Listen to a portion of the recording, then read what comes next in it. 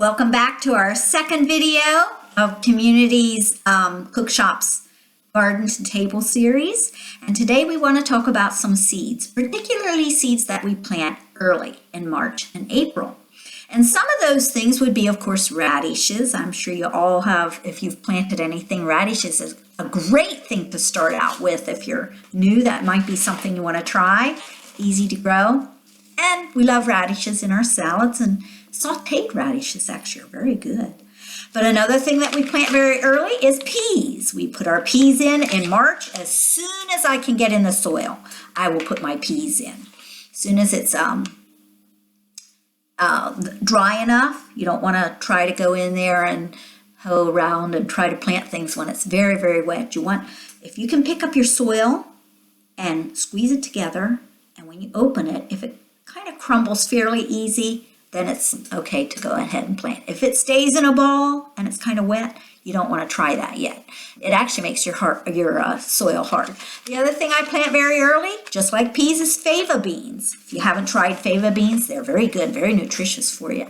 The other thing is onion sets or onion seed. I plant both. I plant onion all around the edges of my garden because it really helps with deterring moles and mice to come in and eat up my potatoes, my tubers, my potatoes and my sweet potatoes. So those I plant whether I seed it or otherwise. The seed is just a little bit later. The other thing, of course, is all of your greens, your broccoli, your cauliflower, your cabbage, your Brussels sprouts. Some of those, I try different kinds. Sometimes I seed them ahead and get starts and put them in in late March, early April. Same with my cabbages and cauliflower, broccoli.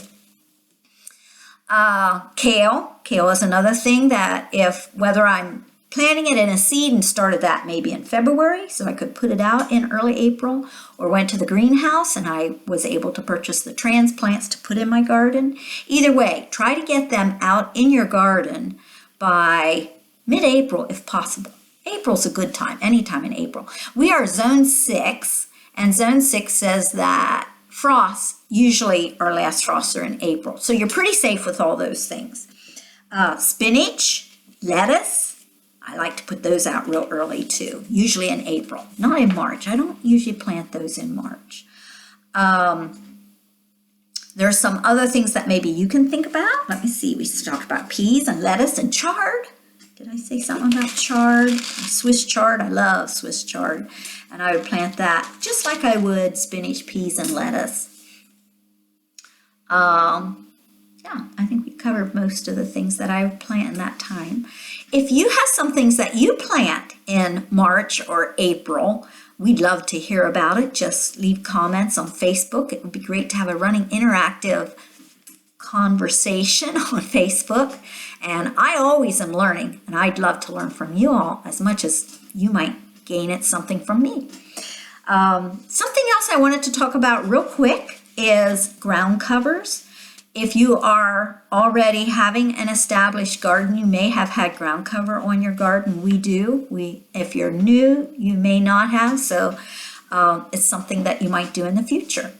But on our garden, there's spots that my husband would put what we call the groundhog radish in, and other parts that he might put what we call the cereal rye or a green grass type growth. Sometimes we put grass clippings at certain places, and sometimes we actually put leaf clippings on our garden. Spinach, lettuce, and chard do fine with leaf clippings, and I like to actually put them in on the fall and then make my little rows, and I'll seed fall spinach, lettuce, and sometimes spinach chard, but particularly spinach, lettuce, and lettuce, because I love to have it really early in the spring, and it almost always will make a winter and come up early in the spring, and then I have super early spinach. All of your early crops do not like the groundhog radish cover. They do not care for it, so you do not want to plant that where you're going to put your early things. I always put my early things at the top of my garden because we're on a little bit of a hill and it dries out there earliest. So that's why I like to put it there. I can get into the garden earlier. So that's a good place for me to start. So you'll have to find where the best place is for you as far as when you can get in early. Leaves or grass clippings or wherever he put any green coverage, such as the cereal rye or whatever. Pretty well everything does well in that. Pretty well everything does just fine in that. And I kind of go by when he does till or I hoe to get in where he's had a green cover, it usually stays wet a little bit longer. And so I tend to put my transplants in there because I want my peas and my fava beans and my onions out really early. So I hope that's been helpful. I'm looking forward to hearing what you have to say. And next time we'll talk about some of the crops that we put in maybe in May, a little bit later. But thank you for joining us, and we'll see you next time, hopefully.